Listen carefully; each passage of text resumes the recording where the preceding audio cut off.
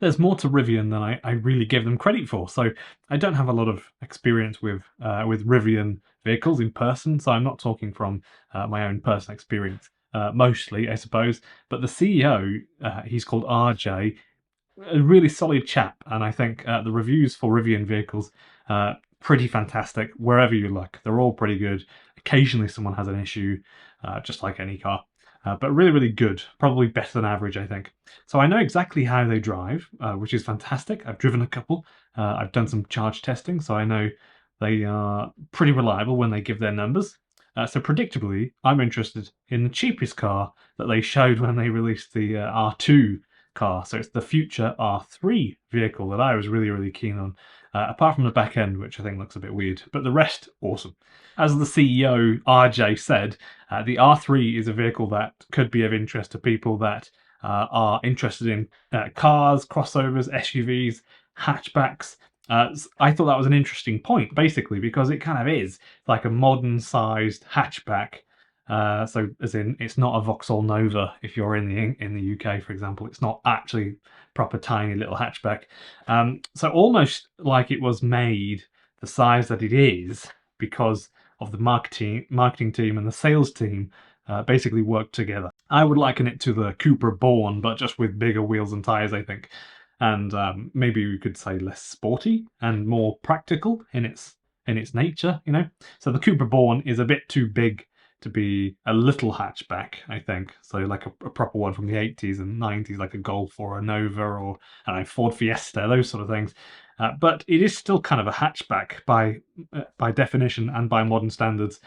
So I think it's kind of still a bit too big, to be honest, to be in that same category as an old hatchback. The difference between the wheelbase of a Cooper Born and the Rivian R3, for example, is 34 millimeters. So it's an inch, basically, just over an inch. Or for the Europeans, you could say that it's got almost the same size wheelbase as a Volkswagen ID4, if you've seen those, 1 millimeter difference. So the R2, which is basically that's the car that they had the big release event for a couple of days ago. That was launched the other day. Basically, it's the same car as that, but they've just cut all the dimensions off and made it smaller, and then they're selling it as the R3, so it's just a smaller looking car. But the actual wheelbase and the things that underpin the whole car is the same as the R2. So the R3 is meant to be a glimpse into the future of the brand, which, to be honest, I think maybe they need to give us a glimpse of the future of the brand because their stock price has plummeted drastically. It's pretty bad, which is always it's confusing to me when they do that. Stock prices, they all like go down, like Fisker, that's gone to nothing basically. So the R3 is basically the same platform, and the battery, motor setup is all exactly the same. The body has just been cut shorter and sort of squashed down in all dimensions to make it smaller, and it will be cheaper, a bit cheaper, maybe saved metal, stuff like that. Maybe a little bit of tech is cut out as well. So it will come with a rear-wheel drive option. That's the standard one. Dual motor or triple motor, called a tri-motor version, which will do 0 to 100 kilometers per hour in under 3 seconds, apparently. I've done this in EVs, generally, and I'm genuinely not impressed when a car can do 0 to 100 kilometers per hour in 3 seconds. It doesn't make me feel good. I'm not excited. To have a smaller, nimble, more affordable EV is way more my cup of tea. So, how many of you agree with that? Write in the comments if you agree. I've been in Teslas. I remember going in a Tesla for the very first time and driving around the countryside and doing launches, and I really just felt nothing inside, just like empty, no excitement or anything like that. Yeah, so I'm sort of more into practical cars, but having a car that is practical or cheap or small is just way more useful to me. I think that's what I really like, So that's why I like small cars. The R3 and the faster version called the R3X will both have a range of 300 miles, or over 300 miles, I should say. Rivian states that when they say the expected range like this, you can actually expect to genuinely get the range that they say. It will have an NACS charge port, and it can charge from 10 to 80% in 30 minutes. Some of my favorite things, basically, I think, are the ability to fold all of the seats 100% flat, and then The inside comes completely flat, like a giant campsite. It's awesome. Kind of like a Honda Jazz, if the Honda Jazz could put its front seats down, which it can't. And the top half of the trunk, I'll put a clip on the screen for you, but the screen at the back, the windscreen, that comes up. That's really cool and kind of useful. They kind of said like it's a California type thing because the company is Californian, and basically, it's, imagine you can chuck a surfboard in the back, but most people aren't going to do that. And it's kind of like a Range Rover, I think, isn't it? They can do that, and also the bottom can come down in a Range Rover, which I think people really love. The CEO called RJ, I think he's called Scaringa, clearly loves this because he's literally showing everybody on every interview. And I guess that one reason I like the car is as well is because it's modern looking, and Rivians have proven to be quite reliable. Loads of awesome reviews compared to other brands, and it's an all American car, which I think is awesome. Really, I really do, and not a bad thing in 2024. American cars were never known for reliability or build quality or handling or nimbleness. If you ever drove a Chrysler or a Jeep from the 80s, you'll know what I mean. But now, if we excuse the Toyota and Honda, which I know are Japanese cars, but if we excuse those two brands out of this equation, basically, cars are not made like they used to be, even Toyota or Honda. 20 years ago, cars could have been made a lot better. Volkswagens, Mercedes, Audis, they would have been made considerably better than they are now. So the European brands are imponderably less reliable than they once were, if we're talking about, Mercedes, Audi, Volkswagen. Maybe even Fiat have improved, maybe a little bit. I mean, considering the price you pay, they're becoming less of a stupid choice to buy a Fiat, like they're really not as bad. US cars from the US have become way better, like crazy better, especially since Tesla have arrived and stopped producing cars that fail constantly prior to 2017, 2018, 2019, when they started to get them better and fix issues like the city handles and the overheating screen. Now, really, Teslas are decent, and American brands aren't all terrible. That's what I'm thinking here. It's the new norm.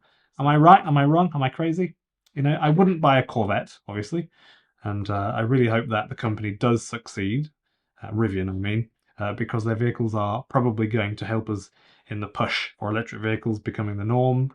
You can already kind of see they're thinking about smaller and cheaper, which is what we want. We don't want companies to be stuck on just producing, $89,000 swanky cars with massive batteries that only rich people can afford, or elites, for the golf club. That's not what we want. So I would hate to see Rivian fall apart at this point, because I really like their cars. I kind of feel as though they're kind of like the Apple in the car world. I think you could say that Tesla are, but I actually think it's Rivian. If anybody could explain these graphs in the comments, what do you think is going on here? Why are they all doing so badly? So especially Fisker and Rivian, terrible. Like, that is catastrophically bad. 2 years ago, 3 years ago, when they went live and they did an IPO, an initial public offering, they would not have imagined that their stock price would go from something to basically, nothing in a couple of years. So that's not good. So if you've got any thoughts on that, let me know in the comments. I know lots of other people read comments before I've read them, so that's kind of why I kind of think it's interesting when people comment on stuff. Other people read those comments, so it's kind of for everybody else's benefit, really, not so much mine, but I enjoy reading them literally every day. I dip in and check the stock prices every couple of months, and yeah, it's kind of interesting. I try and interpret that, but I'm not an expert. I got a lot of flack for putting out a video recently, simply pointing out that the obvious stuff about Fisker and the fact that they have terrible software. It's literally all over the internet. It's really not my opinion at this point.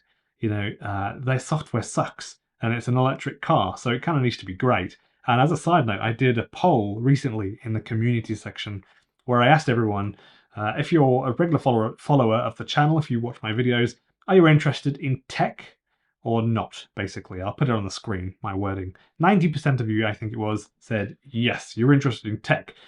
And you watch me, basically. You watch someone who talks about electric cars. So there's definitely a connection between software, hardware, tech, electric cars. So of course, having crap software in an EV is a terrible thing. And I think that it is something that we as EV enthusiasts share, a liking for technology, software related stuff, things like iPads, nice screens, things like that, smartwatches, phones, connectivity, things that are Bluetooth when they just work.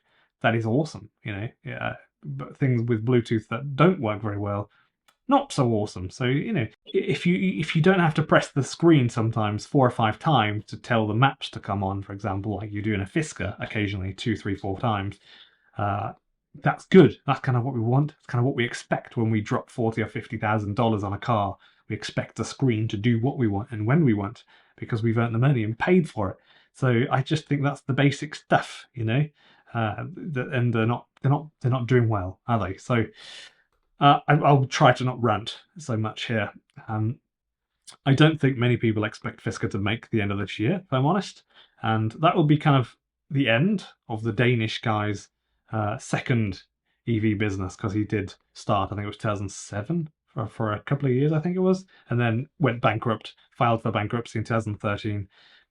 May have to do that again in the next year or two, I suspect. I don't know. It's not looking very good. I would rather they I don't want to say he, because he's the designer, but I'd rather they just fix the cars, because they're actually pretty decent, to be honest, and they're not trying to shaft people with only incredibly expensive cars. They're also trying to provide a car for the masses that's a bit cheap, but that also still needs to work. It's a pretty basic thing. So the Fisker Ocean as well, that's the one I'm talking about, that is on sale right now. Seems pretty awesome, looks nice, great to drive, people kind of like it, but everyone all over the internet says the software kind of sucks. And occasionally someone says, well, it doesn't suck, but it is a bit annoying, or you've noticed stuff at best. So it's not like even the people, there's no one really saying it's great. I've had no issues. That's really not the case. So anyway, I'm just ranting. Thank you for watching, and I'm Ben Alexander. For those of you that don't know me, I do my EV videos every day. I talk about stuff from seemingly all over the world at the minute. So please use the comment section to let me know your thoughts, and remember to subscribe so that you don't miss my videos every day.